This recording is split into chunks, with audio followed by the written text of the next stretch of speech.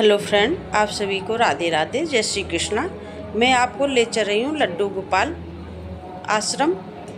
ये मेरा औरैया में आश्रम बना हुआ है, इनकी स्थापना हो चुकी है। मैं आपको दर्शन करवा रही हूँ। ये है मेरे लड्डू गोपाल, बहुत भव्य मूर्ति है, बहुत भव्य आश्रम बना हुआ है। ये है राधा कृष्ण की मूर्ति, यहाँ पर स्थापना हो चुकी है। बाहर चाहते हो तो अपना दुर्गुण ही देते, बस और कुछ नहीं। आज के बाद संकल्प को कभी मीठ मांस मदिरा नहीं छोड़ो। मान गया? उसने कहा गुरुदेव एक तो थोड़ी छूट दे दो। क्या वैसे तो नहीं पिएंगे, पर अगर मान लो कोई कसम खिला दे तो? जैसे तो गुरु जी ने कहा अगर कोई कसम ही खिला दे तो ठीक है, थोड़ा बहुत करो। 3 महीने बाद वो मिला। गुरु जी ने पूछा कहो कैसे हो, आराम है? उसने कहा गुरु जी पूरा आराम। अच्छा आप पीते तो नहीं? बोले नहीं, आपकी बात मानते। आपने कहा था कि वो जब तक कोई कसम खिलाने वाला न मिले तब तक न पीना। हम पीते नहीं, कोई कसम खिला दे तो भले। अरे एक आदमी साथ में खड़ा था, पूछा ये कौन? बोले गुरु जी किराए पे कसम खिलाने के लिए रखा है, ये दिन भर कसम खिलाता और दिन भर मैं पीता हूँ। गुरु जी ने कहा धन्य तेरे चरण कहाँ है?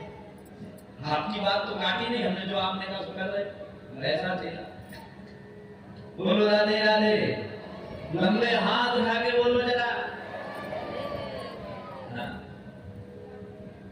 मदिरा पान करना निश्चित रूप से हानिकारक है। अब छोड़ दिया उसने।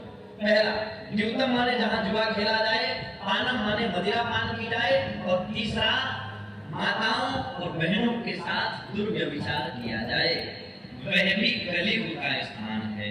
और चौथा स्थान सुना माने होता है कसाई खाना, जहां पर मांस काटा जाता हो, बनाया जाता हो, मीट बनाया जाता हो, ऐसे स्थान पर निश्चित कलयुग रहेगा।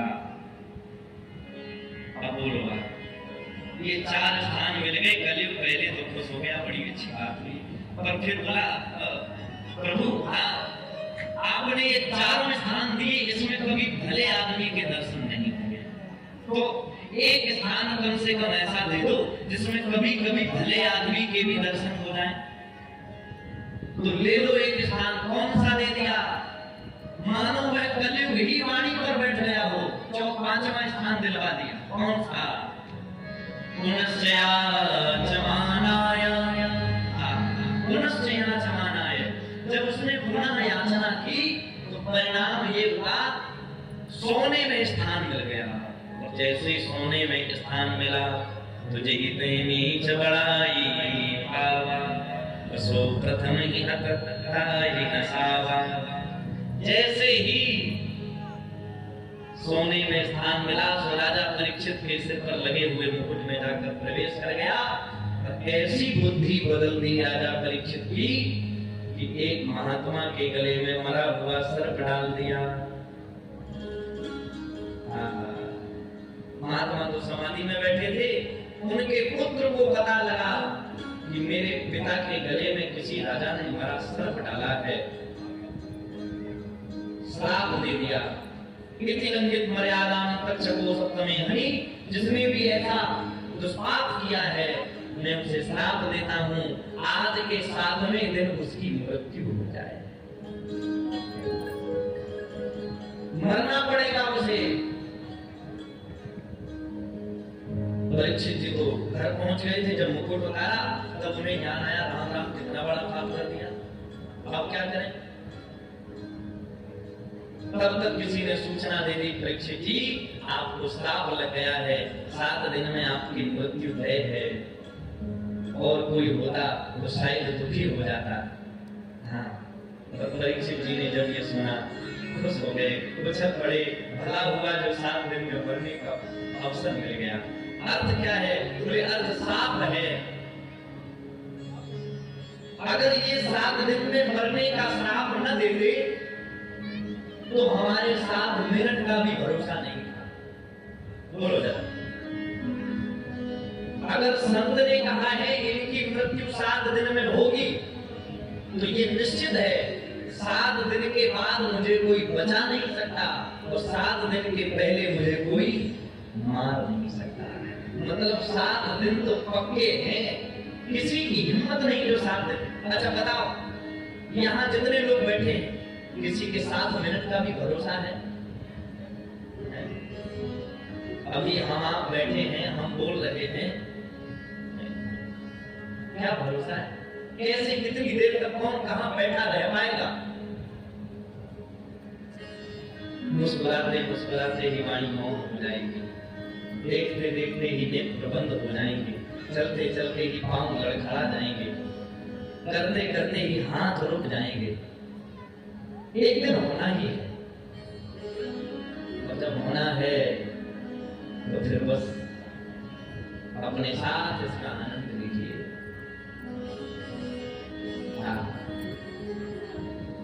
हमारे महाराज जी से एक व्यक्ति ने प्रश्न पूछा, महाराज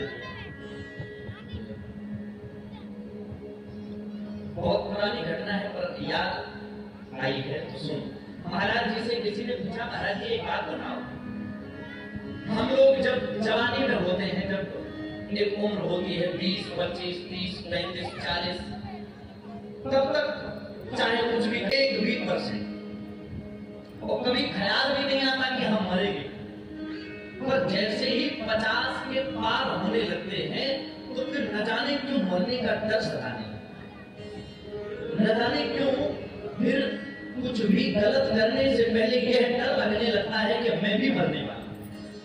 न जाने क्यों फिर कुछ भी किसी के साथ बुरा करने से पहले अपने मरने की याद आने लगती। महाराज समझ में नहीं आया क्यों 50 के पहले ही अगर डर लगा होता तो क्यों इतना कर दिया? हमारे महाराज जी भी बहुत सरल भाषा में उनको उत्तर दिए।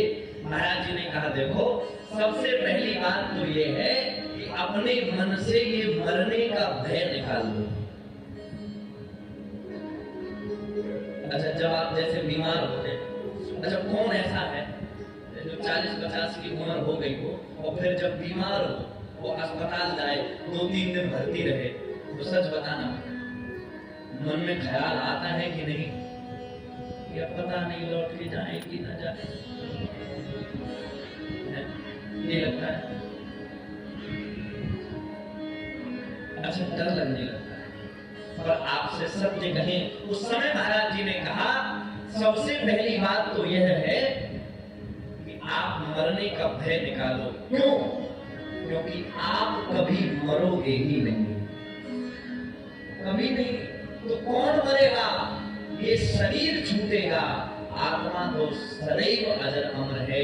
राम मरे तब मैं मरूं, न तो हमरी मरे बलाय, और अविनाशी की गोद में मरे न मारा जाए। और अगर किसी के कोई कह रहा था महाराज नहीं ऐसा नहीं हो सकता, कोई तो मरेगा। बोले हाँ, अगर मरेगा कोई तो कौन? मरे हैं वो जो अपने लिए जिए, मरे हैं वो जो अपने लिए जिए हैं, और मरकर भी अमर हैं वो जो गैरों के लिए जिए। जिसने पराई सेवा में जीवन बिता दिया वो भले ही शरीर छोड़ जाए पर नाम अमर रहेगा उसका, क्योंकि उसने दूसरों के हित के लिए कार्य किया है, उसने दूसरों के कल्याण के लिए।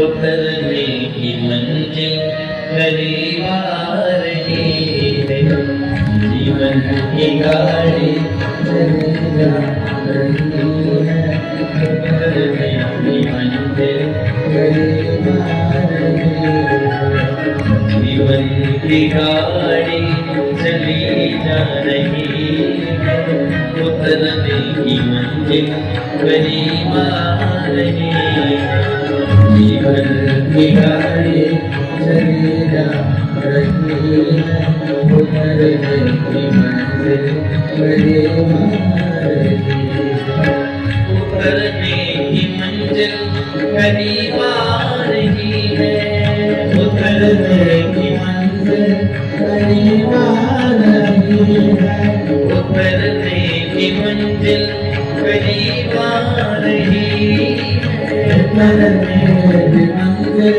करीब आ रही है, उतरने की मंजिल करीब आ रही है। उतरने की मंजिल करीब आ रही है।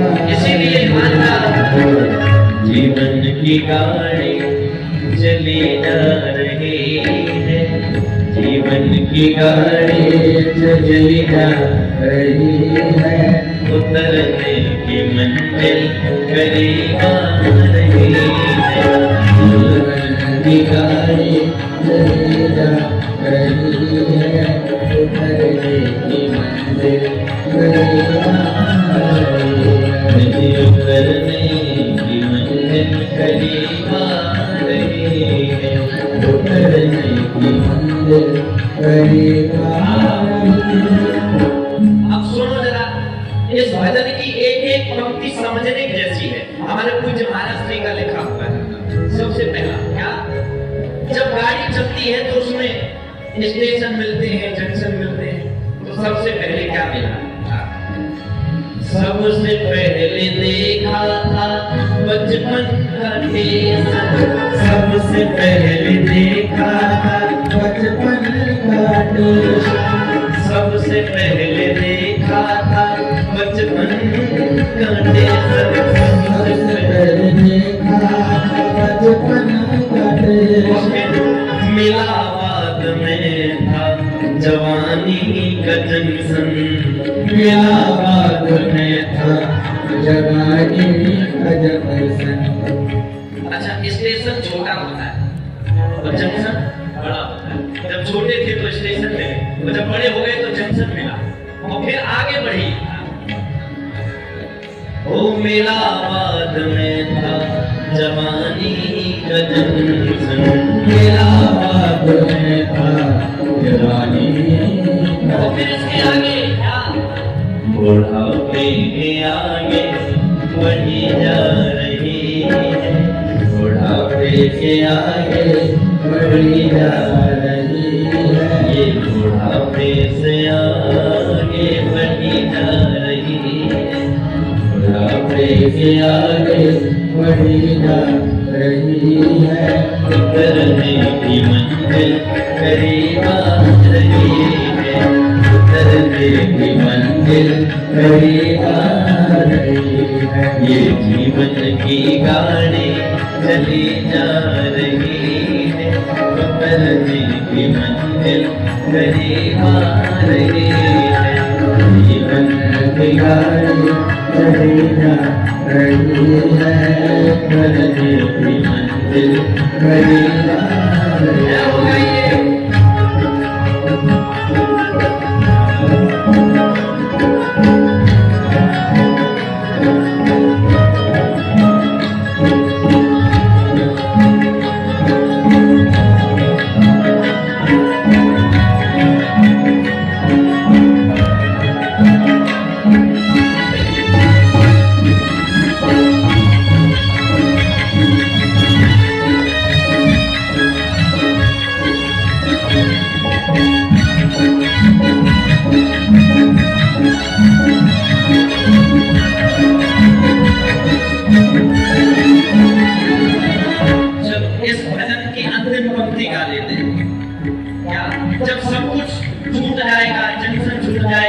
स्टेशन छूट जाएगा, बुढ़ापा आ जाएगा, तो अंतिम सच्चाई क्या?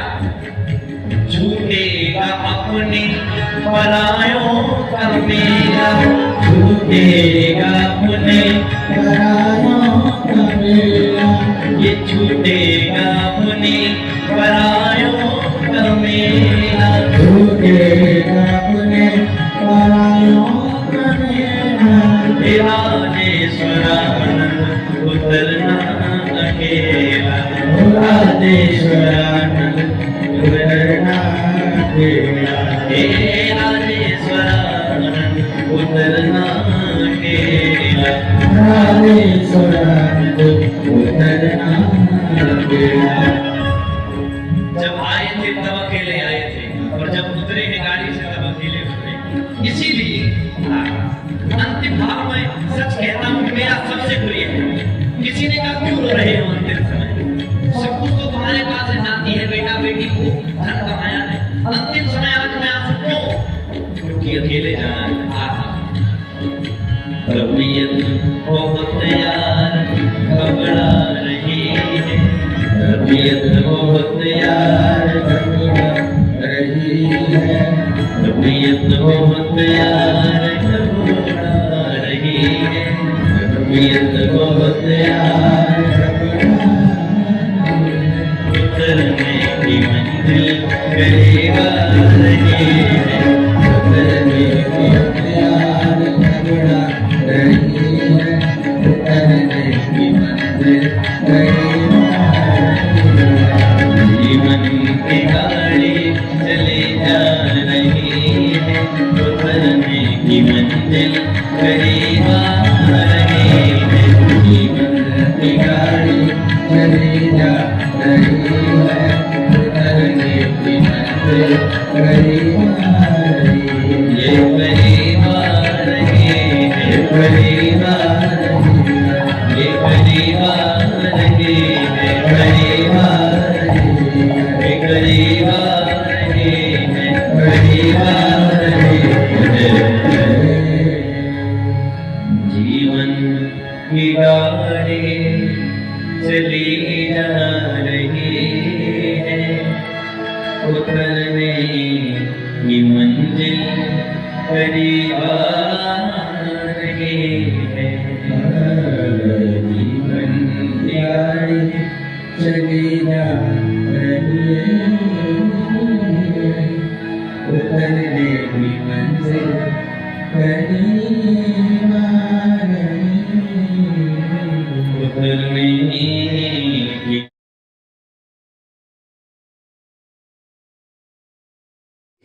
ये हनुमानगढ़ी अयोध्या के संत आए हुए हैं, अपने औरैया में पधार चुके हैं, इनका स्वागत हो रहा है। पधारे हुए हनुमानगढ़ी रामलीला सरकार के पावन सानिध्य में बालाजी महाराज के आशीर्वाद से पूज्य श्री परम पूज्य परम क्षत्रिय संत शिरोमणि श्री राजूदास जी महाराज, जिनका आगमन आज कथा में हुआ है, जिनका पावन सानिध्य दर्शन, जिनका आशीर्वाद आप सभी भक्तों को प्राप्त हुआ, पावन संतों का मिलन हो रहा है। स्मरण के स्वागत में जोरदार तालियां बजाकर हम सभी मिलकर पूज्य महर्षि का स्वागत करते हैं। एक बार प्रेम से भाव से दोनों हाथ ऊपर उठाकर बोले रामलीला सरकार की, बोले हनुमान जी महाराज की, गोपाल भगवान की।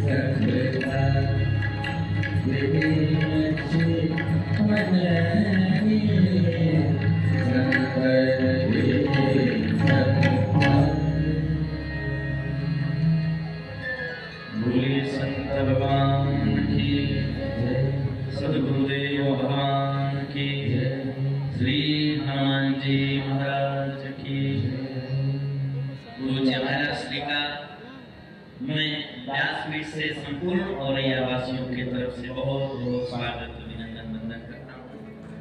आप सभी की ओर से मैं व्यासपीठ से आपको नमन वंदन प्रणाम करता हूँ।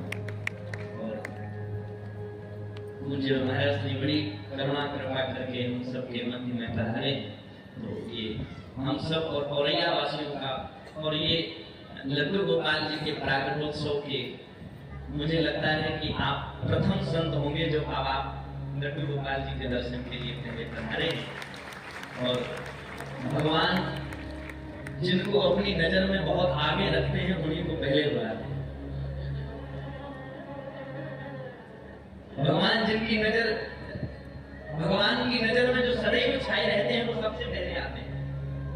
जब उस समय राम जी पर संकट पड़ा तो राम जी ने किसी को नहीं बुलाया, बुलाया, लक्ष्मण को नहीं बुलाया, सुग्रीव को नहीं बुलाया, एक ही आवाज लगाई, हनुमान को राखे लाजा,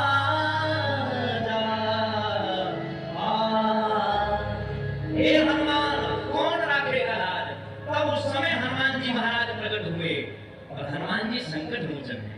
और मुझे लगता है कि कोई भी कार्य बने बिगड़े जैसा भी हो, पर बिना हनुमान जी के तो संभव है नहीं। तो मुझे लगता है कि आपने अपनी उपस्थिति से हनुमान जी की उपस्थिति का अनुभव करा के हमें बहुत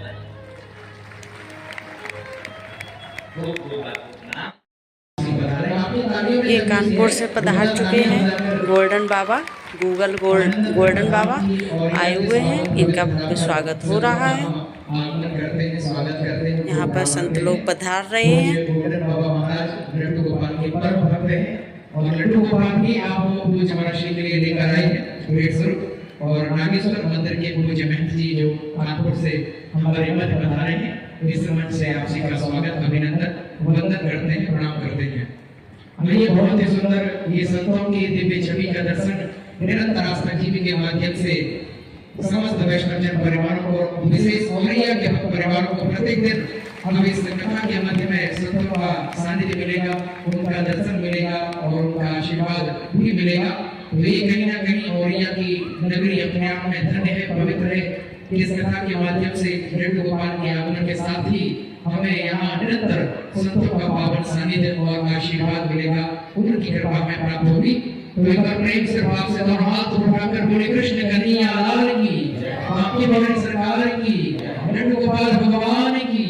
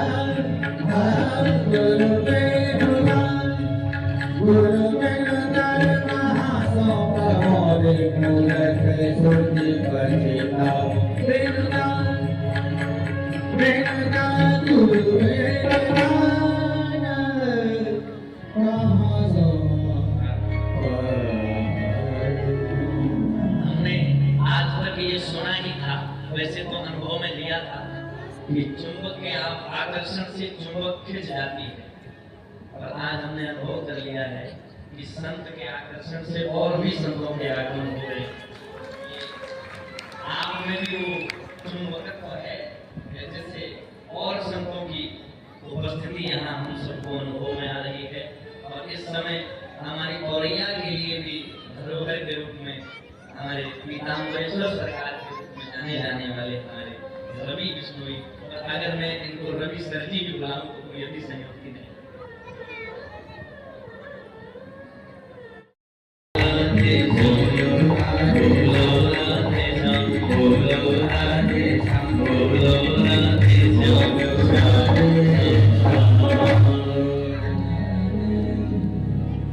गुरुजी विचारे जैसे तैसे अनुचते खड़ाचते, ये अपनी औरैया वाली भाषा है।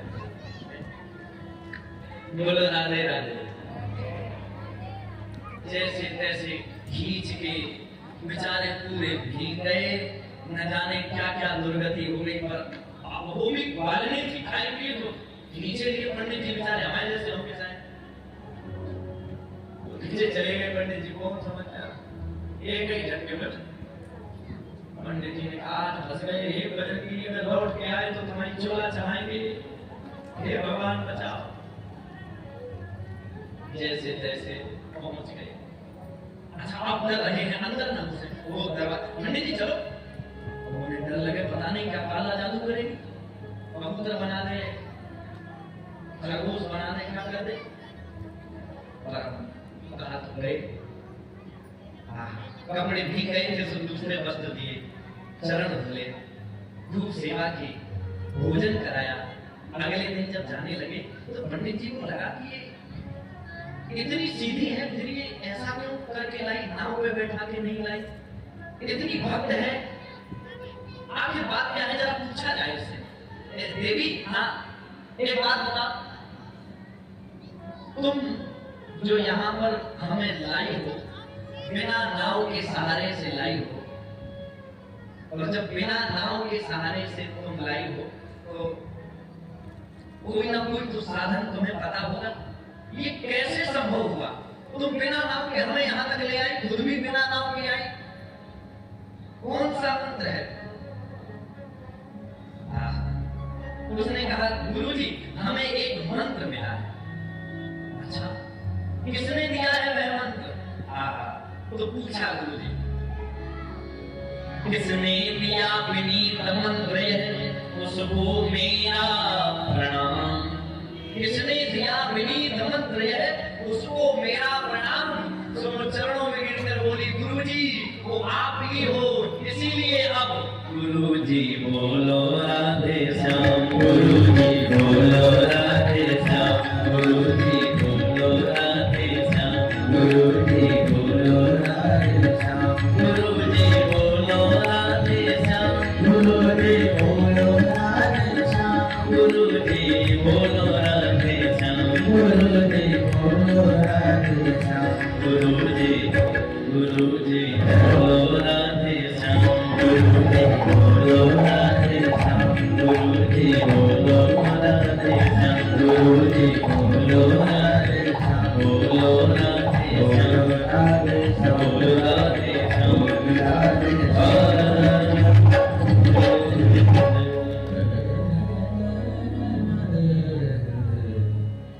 एक राधे श्याम नाम महामंत्र से वह प्रतिदिन बिना नाव के पार कर गई। तो पता है गुरुजी उस वालिनी के चरण पकड़ के रोने लगे, रोकर बोले मैंने इतने वर्षों तक पूजा तो की, मैंने इतने वर्षों तक भगवान के दर्शन तो किए, पर कभी भगवान को मूर्ति के बाहर निकलकर सच्चे भगवान हैं ऐसा मैं माना ही नहीं, हमेशा मूर्ति मानकर पूजा करता रहा। आज तूने अपनी श्रद्धा से मुझे भी विश्वास दिला दिया। अनन्यास चिन्तयन्तु मां ये जनाः पर्युपासते तेषां नित्याभियुक्तानां योगक्षेमं वहाम्यहम् स्मृते सकल कल्याणं भाजनं यत्र जायते। तो तुम एक बात पर विश्वास कर लो, और भगवान कहते भी हैं इसीलिए ये यथा मां प्रपद्यन्ते तां तदेव भजाम्यहम्। जो जिस भाव में मेरी सेवा करे, जो जिस भाव में मेरी पूजा करे, मैं उसको वैसे ही मिलता हूं। तुम भक्त बनोगे तो मैं भगवान बन जाऊंगा, तुम दुष्ट बनोगे तो मैं दुश्मन बन जाऊंगा, तुम पुत्र बनोगे तो मैं तुम्हारा पिता बन जाऊंगा, तुम मित्र बनोगे तो मैं तुम्हारा यार बन जाऊंगा, तुम पत्नी बनोगी तो मैं मीरा के जैसे तुम्हारे सुहाग को अमर करने के लिए गिरधर बन जाऊंगा। तुम अगर ग्वाल बनोगे तो तुम्हारे लिए फिर मैं मथुरा के धूमियों से, मथुरा के सज्जाकारों से, मथुरा के श्रृंगार करने वालों से लड़ जाऊंगा। ये हमारे बाल बालों तुम अगर यशोदा बनोगे तो मैं तुम्हारे लिए उस यशोदा के आंख में बहने वाले आंसुओं का एक मेरे केंद्र बन जाऊंगा। तुम बनो तो कुछ, पर समस्या यह है कि देवी बनने में हमारे है, उनके नहीं। ये बहुत प्रसिद्ध ये पद है, दोहा है, आप सबने भी बहुत बार सुना होगा। सूर घनेरे फिरे गन मांगत वे पन सूर सुस्वाद